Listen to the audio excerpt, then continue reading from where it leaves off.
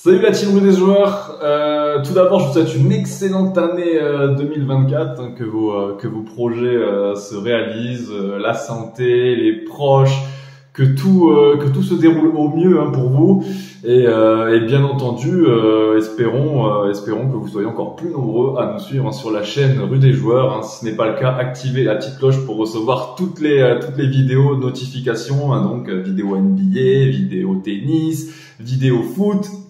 On ne s'arrête pas, une chaîne productive et grâce à vous on a récemment passé les 60 000 abonnés, merci encore.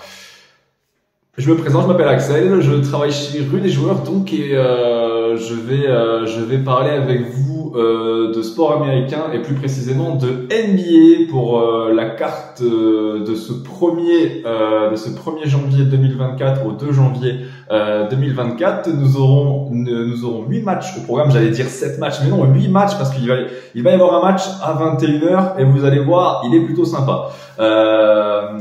Au préalable, nous allons partir avec PMU Sport qui est le seul bookmaker qui vous offre votre premier pari remboursé en cash à hauteur de 100 € s'il est perdant. Raison pour laquelle j'ai opté aujourd'hui pour cet opérateur qui est un des plus lucratifs, hein, sur le marché à l'heure actuelle. Voilà, j'ai tout dit. On va commencer direct avec cette magnifique carte et un New York Minnesota. New York s'est tiré 3 balles dans le pied pour moi avec ce trade. Je sais pas ce que vous en pensez, vous allez me dire, hein, dans les commentaires si vous êtes chaud pour en parler, mais pour moi il se tire 3 balles dans le pied en transférant R.J. Barrett et Emmanuel Quickley contre OG Anunoby et Precious Achiuwa du côté de Toronto. Je comprends pas, R.J. Barrett c'est le 3e meilleur joueur, c'était en tout cas le 3e meilleur joueur des Knicks. Ok, le mec il est content, il retrouve le Canada, mais bon, du côté de Toronto pour moi on a fait la belle affaire, et derrière un mec comme Quickley, il est monstrueux en sortie de banc. Honnêtement, je comprends pas le choix des Knicks pour le coup. Espérons pour eux qu'ils ont dégagé assez de masse salariale pour faire venir un mec tel que Lavine, DeRozan pour s'armer en playoff. Mais honnêtement, ce choix-là, personnellement, je ne le comprends absolument pas. Je vais partir sur une victoire des Wolves,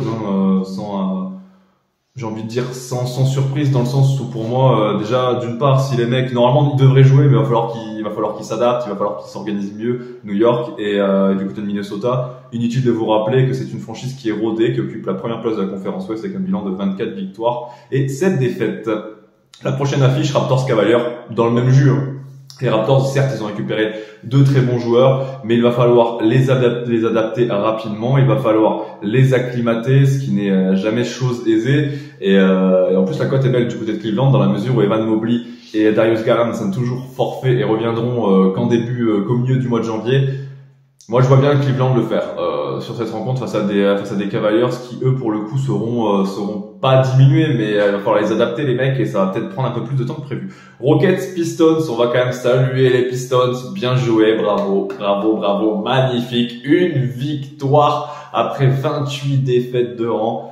Oh, il y a de quoi souffler, je pense, pour eux, même s'ils vont quand même rester encore un peu de temps, je pense, comme la pire équipe de toute l'histoire de la NBA. Mais bon, tant mieux pour eux, ils ont cassé cette série. Du côté de Houston, ça va pas bien du tout. On est en train de perdre beaucoup de terrain, on est en train de perdre beaucoup de matchs sur son territoire, alors qu'on perdait très peu, 4 défaites dans les 5 derniers matchs à Houston. Mais bon, je ne pense pas que cette équipe de Détroit est capable encore de s'imposer en déplacement face à une telle franchise. Et du côté de Houston, on a besoin de reprendre confiance. Victoire de Houston pour ma part. La 5e rencontre de notre carte, Bucks Pacers. Bucks, j'ai envie de vous dire, je vois pas trop comment Indiana pourrait venir concurrencer une équipe de Milwaukee qui va se présenter avec un effectif complet et qui est 2e de conférence Est, toujours à la course derrière les Celtics de Boston.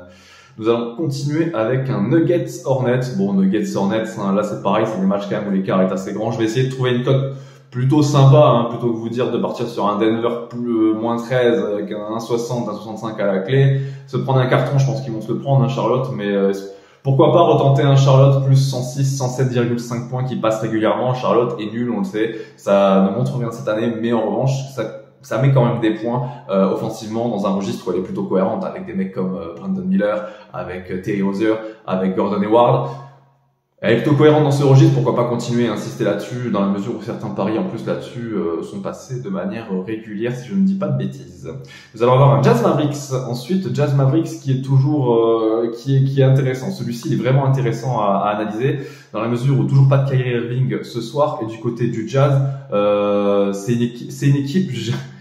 une équipe grossièrement, j'ai envie de dire, c'est une équipe d'emmerdeurs. Sérieusement, on les voyait pas du tout en début de saison, ils ont fait un début de saison de vrais traînards, et là depuis quelques temps ils gagnent des matchs, 7 victoires lors des 10 derniers, et à la maison ils sont chiants mais comme pas possible. 9 victoires pour 5 défaites pour un 12e de conférence Ouest, c'est énorme pour un 12e de conférence Ouest, et honnêtement, ouais, perso j'ai envie de le Jazz à la maison, honnêtement, ils sont plus que cohérents. 9 victoires, 5 défaites à la maison pour un 12e de conférence, je le répète, mais c'est énorme. C'est énorme, ça perd peu là-bas, c'est dans une bonne dynamique. Du côté de Dallas, au contraire, ça va moins bien. 6 défaites lors des 10 derniers matchs. Pourquoi pas tenter la belle cote en faveur du Jazz de Utah, qui pourrait tirer son épingle du jeu lors de cette rencontre, d'autant plus que ça se joue dans les hauteurs de Salt Lake City. Suns Blazers, l'avant-dernière affiche. Suns Blazers, l'écart est quand même conséquent entre ces deux franchises. On a des Suns qui seront back-to-back après leur rencontre face au Magic d'Orlando la nuit dernière, et une franchise de Portland qui ne devrait pas poser trop de soucis à Phoenix, un Phoenix qui joue un peu mieux ces derniers temps et qui gagne quand même des matchs.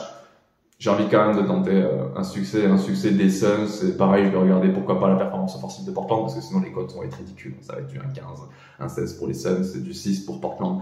On va terminer avec un magnifique Clippers Heat. Les Clippers de LA qui vont peut-être recevoir Miami sans Kawhi Leonard.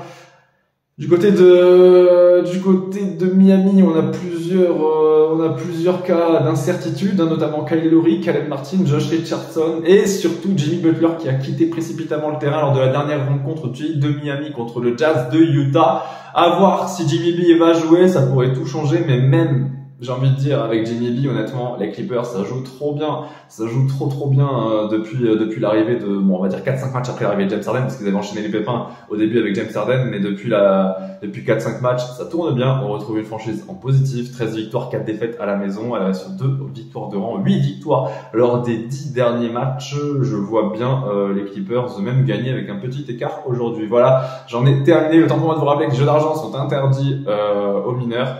Et je vous souhaite une excellente journée. Nous nous retrouvons le mercredi 3 janvier. Ciao ciao les amis.